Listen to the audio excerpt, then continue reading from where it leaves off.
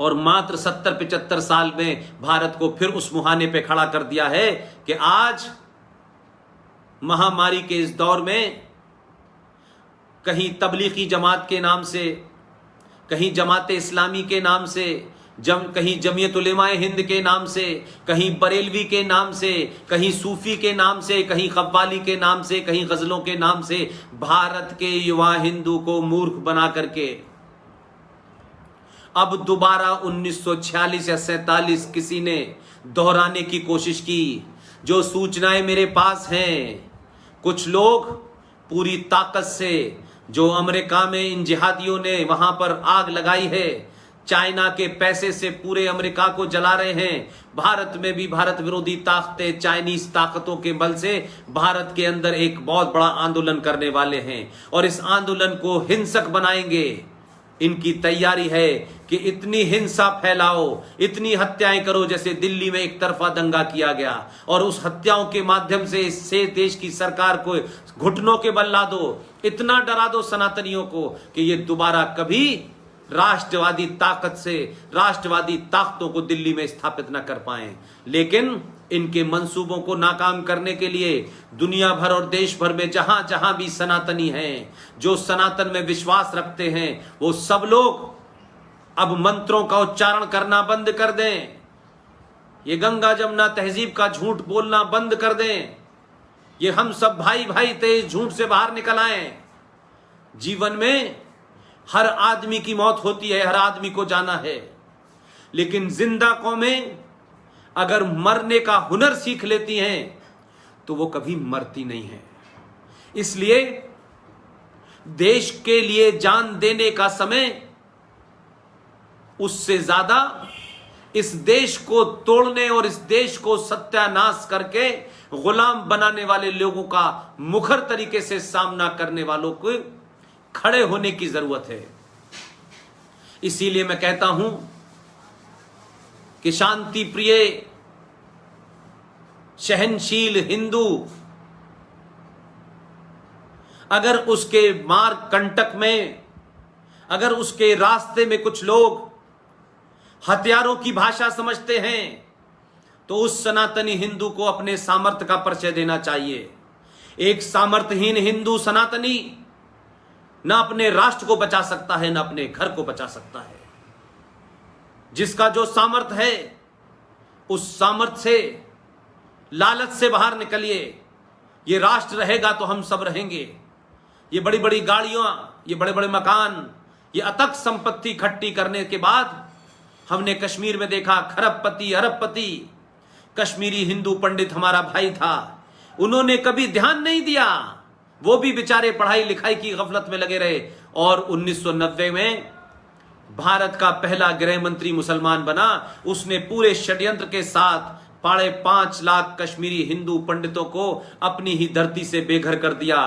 2,500 लाशें थीं, औरतों को उनके बेटों और बच्चों के सामने रेप किया, मर्डर किया, जवान जवान लड़कियों को आरे की मशीन पे काट दिया। हम नहीं चेते, हमने बाबर को नहीं देखा, हमने औरंगजेब को नहीं देखा, उनकी कहानी सुनी है, लेकिन हमने 1990 में जो कुछ इन मुसलमानों ने कश्मीर में किया, क्योंकि ये वहां बहुसंख्यक थे, सरकार इनकी थी, दिल्ली इनके सामने बौनी होती थी, लेकिन ये पूरे देश में यही करना चाहते हैं।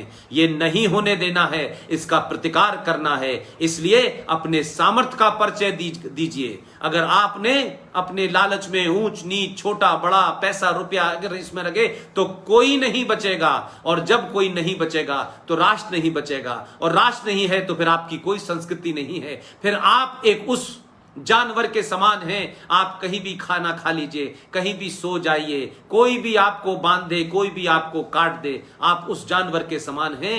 अभी भी आपके पास समय है।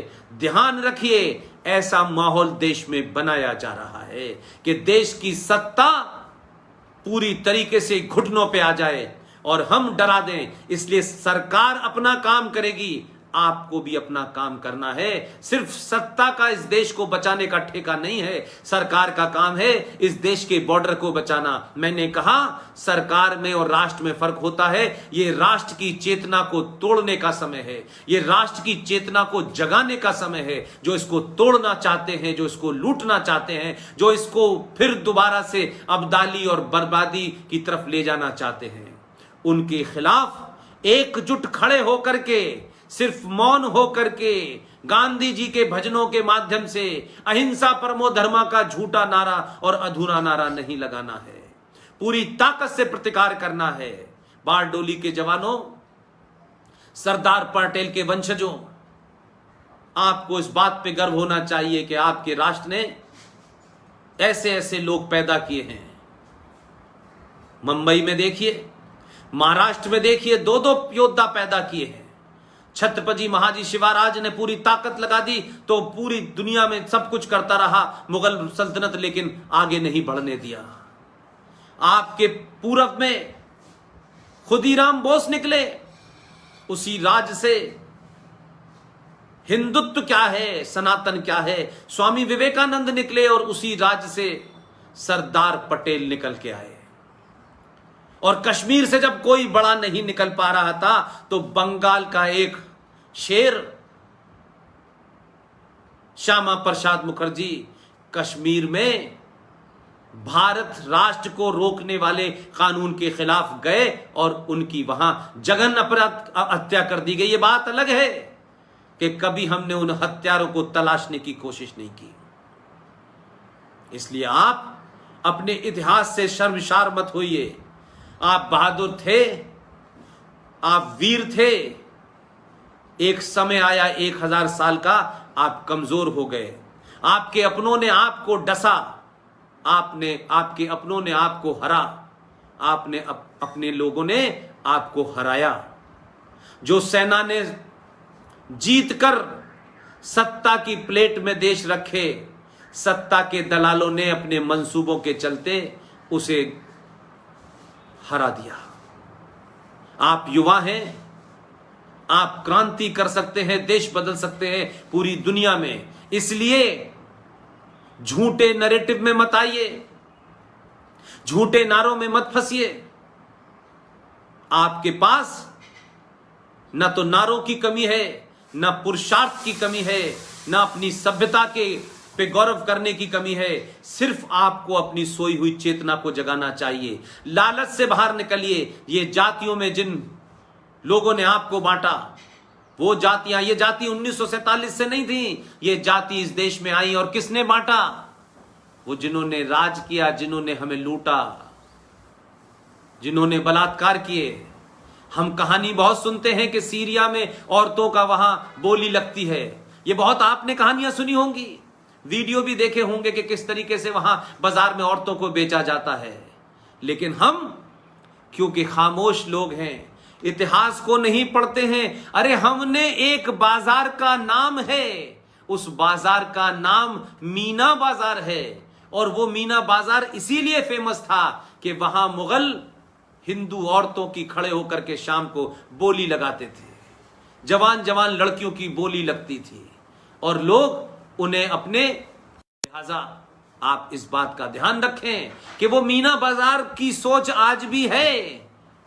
इसीलिए कन्वर्जन का जो खेल चल रहा है मस्जिदों से, ये जो लालच से चल रहा है, और इसके अलावा कुछ नहीं है। लिहाजा मैं ये मानता हूं कि आप इतिहास को पढ़ें, वर्तमान इतिहास को पढ़ें, तब आप सही नतीजे पे पहुंचेंगे। आपने स्वाभिमान के तमाम साथी, उन्होंने मुझे बुलाया। मैं समझता हूं कि जो बात मुझे कहना चाहिए था, जिसको हम एक मुहिम के तौर पे अब हम शुरू करने वाले हैं, वो माइनॉरिटी कमीशन हो, वो माइनॉरिटी मिनिस्ट्री हो, ये अल्पसंख्यक आयोग का ड्रामा हो, ये अल्पसंख्यक आयोग के नाम पे बहुत सारे जो झूठ बोले जा रहे हैं, इनका पर्दाफाश हम करेंगे। और सरकारों का जो काम है वो सरकार करेंगी। हम सरकारों के सामने कोई चुनौती नहीं खड़ी करना चाहते। सरकार बहुत सारी चीजों से लड़ रही है। हाँ, हम सरकार के सामने लगातार उन मुद्दों को उठाएंगे जिससे इस देश की खोए हुए पुरुषार्थ को जगाया जा सके। आप लोगों ने मुझे सुना। स्वाभिमान के साथियों, आप सबका बहुत बहुत धन्यवाद।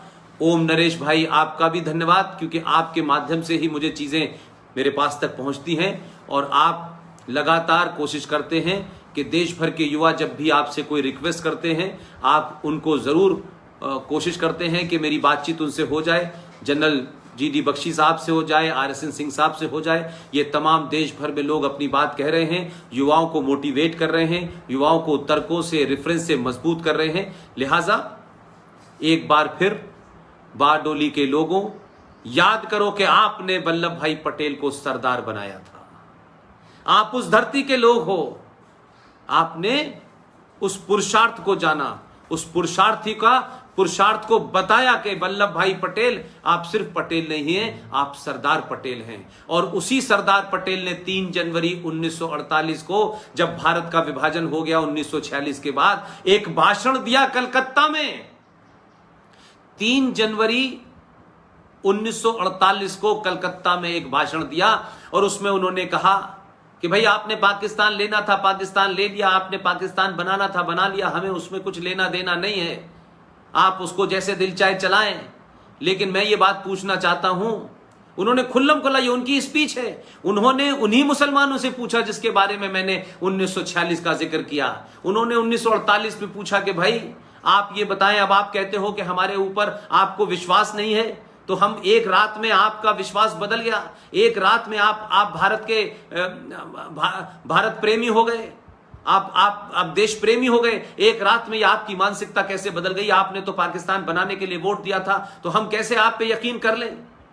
लेकिन अब आप चाहते हैं कि हमें अलग से माइनॉरिटी का भी दर्जा दीजिए, हमें अलग से बहुत सारी सुविधाएं भी दीजिए। तो उन्होंने कहा साफ साफ, उन्होंने कहा हम कोई ऐसा काम नहीं करेंगे कि भारत के संविधान में आपको इस तरीके के प्रोविजन दें। अब आपको यह अधिकार भी नहीं है ये प्रोविजन मांगने का। उन्होंने और गोपाल स्वामी अयंगर ने साफ साफ कहा कि जो मुसलमानों ने पूरे साउथ में मारकाट की है, जो नॉर्थ में मारकाट की है, आप चाहते हैं कि अब उस जख्मी हिंदू से जाके हम कहें कि मुसलमानों को कुछ विशेष रियायतें चाहिए? उन्होंने साफ मना कर दिया। इसलिए ईमानदार लोगों की पूजा कीजिए, ईमानदार लोगों को अपना आदर्श बनाइए।